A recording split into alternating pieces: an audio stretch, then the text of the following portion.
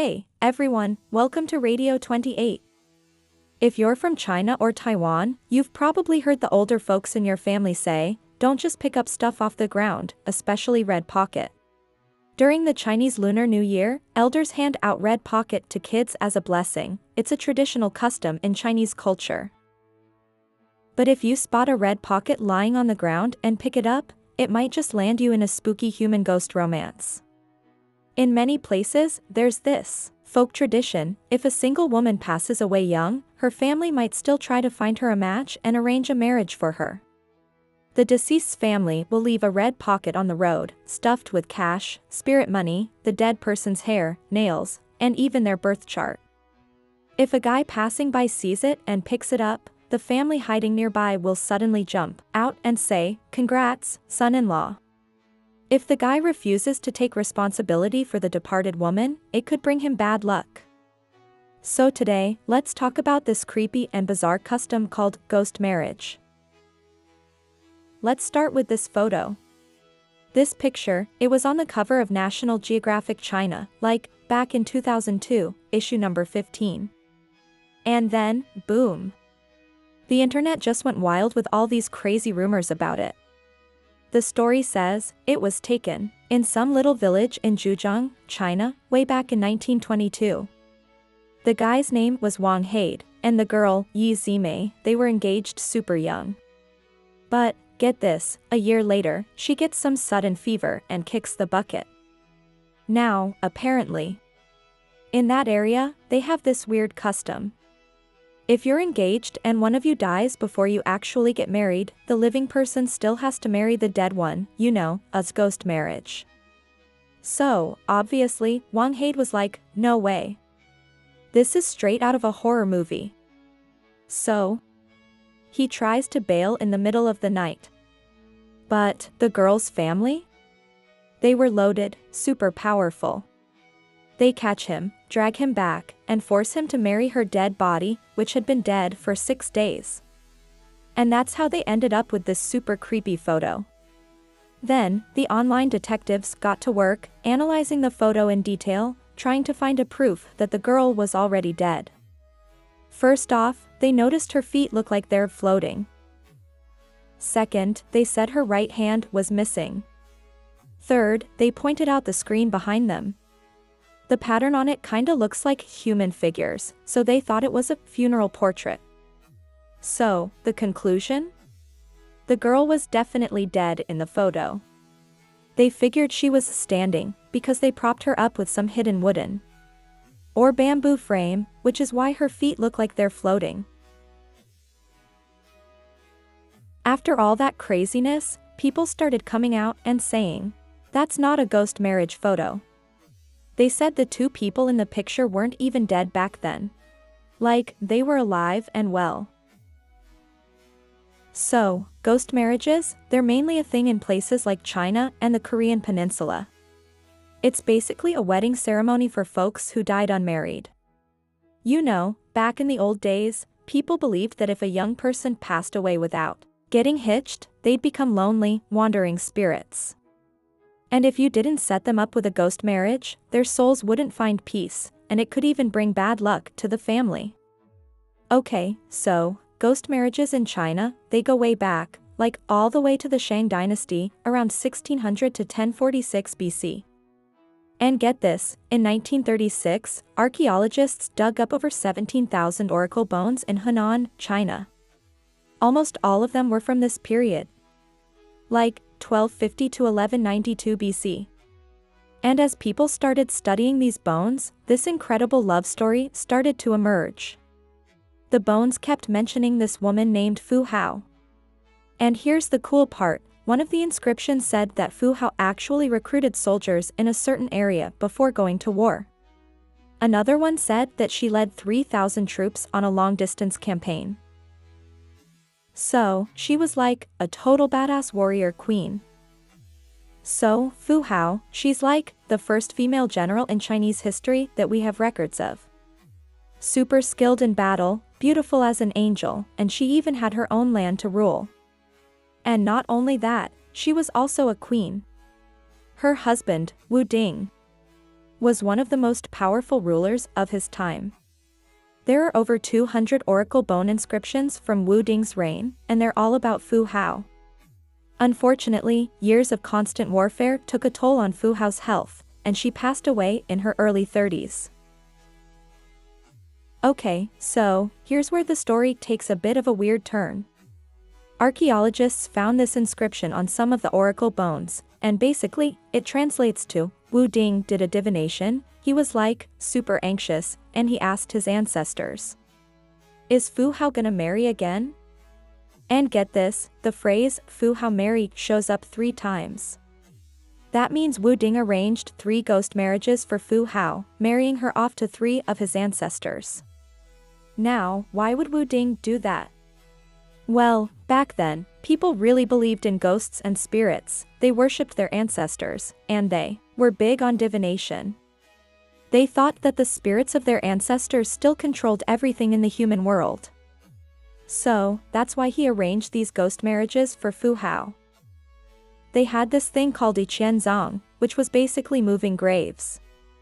It's when 2 people who weren't married in life, but both dead, their families would move their graves together so they wouldn't be lonely in the afterlife, and also to avoid having single, lonely graves in the family cemetery. They'd basically do a ghost marriage by burying them together. Then there's a jiasang, which is when they'd marry off an unmarried dead woman to a dead guy. Both qianzang and a jiasang are types of ghost marriages. Now, Confucianism, they were like, ghost marriages are messed up. But here's the thing, Confucianism also stressed the whole father-son relationship is super important thing, and Confucius said of the 3 unfilial acts, the worst is to have no descendants. So, if the only son in a family died before getting married, the family line would end. They'd have to adopt a kid from a relative, but you couldn't adopt someone into the dead guy's name unless he was married. So, that clashed with the whole no ghost marriages rule. Plus, back then, women couldn't be buried in the family cemetery if they died unmarried. So, imagine, parents raise their daughter, and she dies before getting married. They couldn't bear to see her buried in some random graveyard, becoming a lonely ghost. So, they'd get a ghost matchmaker to arrange a ghost marriage for her, so she could be buried in her husband's family cemetery. So, even though the Book of Rites clearly banned ghost marriages, people kept doing them anyway. And during the period from 420 to 589 AD, we see even more records of ghost marriages happening.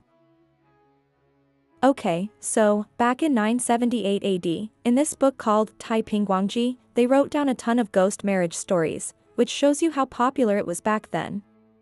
There's this one story about a scholar named Wang.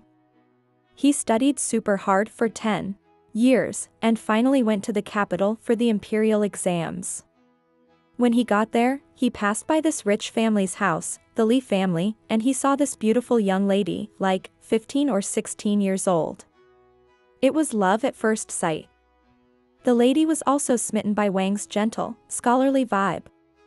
So, they started secretly communicating through her maid, and basically, they got engaged.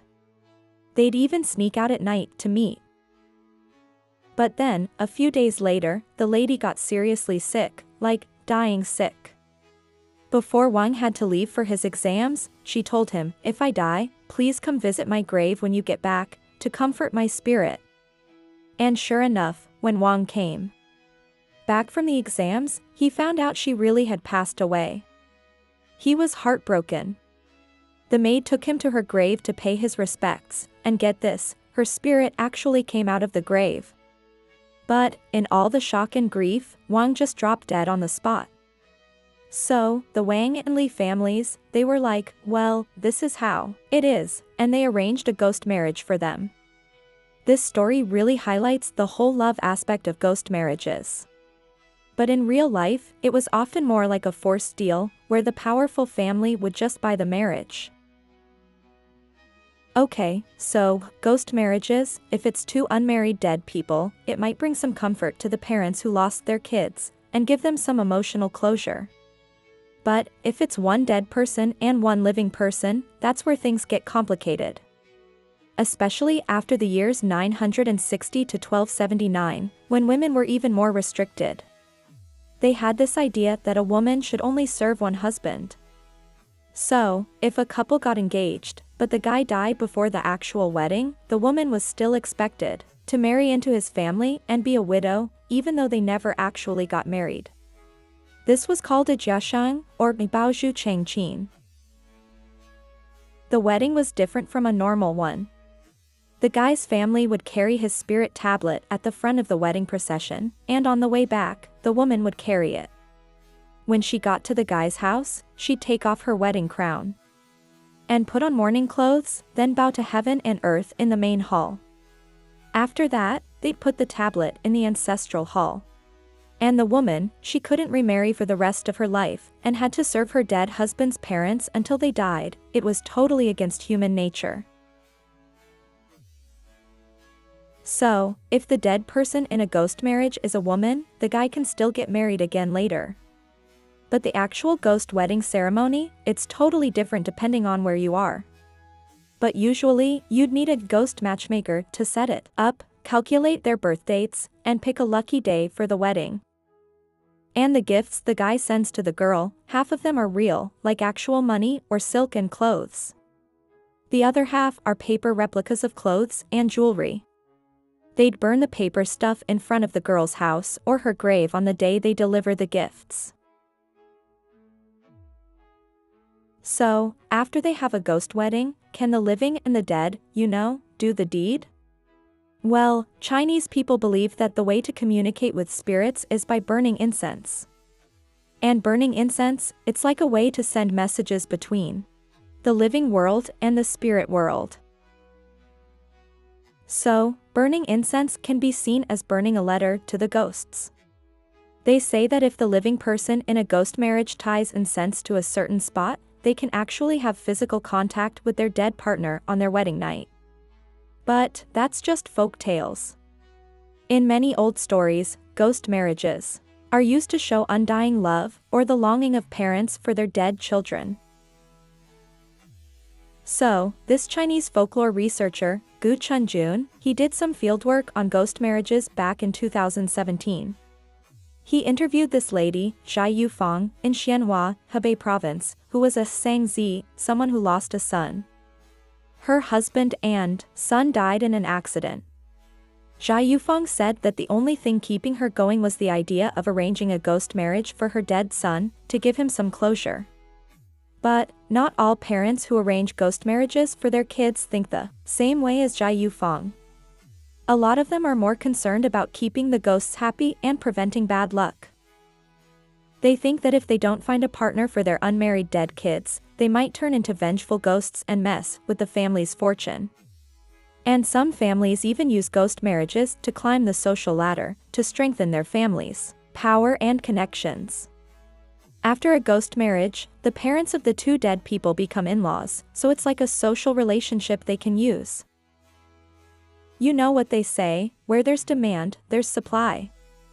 And as time went on, this creepy custom of ghost marriages turned into this super dirty, messed up industry. And the scale of this industry? It's way bigger than you can imagine. So, this professor from Shanghai University, Wang Jinchun, he's been studying ghost marriages for over 15 years. Since 2003, he's been traveling to all these places where ghost marriages are common, trying to get the inside scoop on this crazy business of selling dead bodies.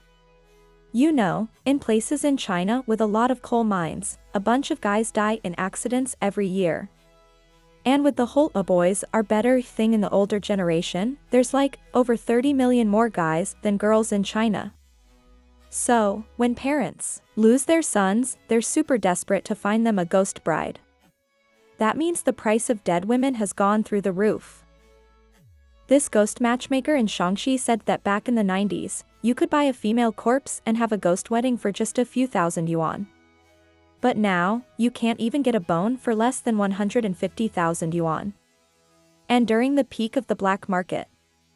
For corpses back in 2010, a fresh female corpse, one that had just died, could sell for as much as 300,000 yuan.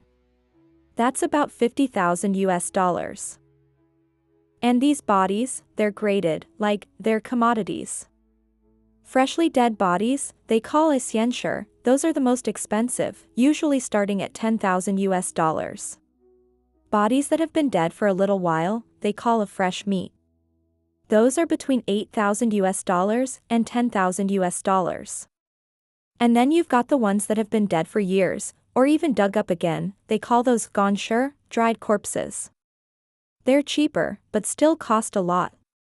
And if you've got a good-looking woman, young, good family, good education, who just died, her body can go for an insane price.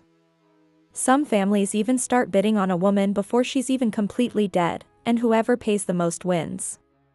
And the ghost matchmakers, they're making a killing.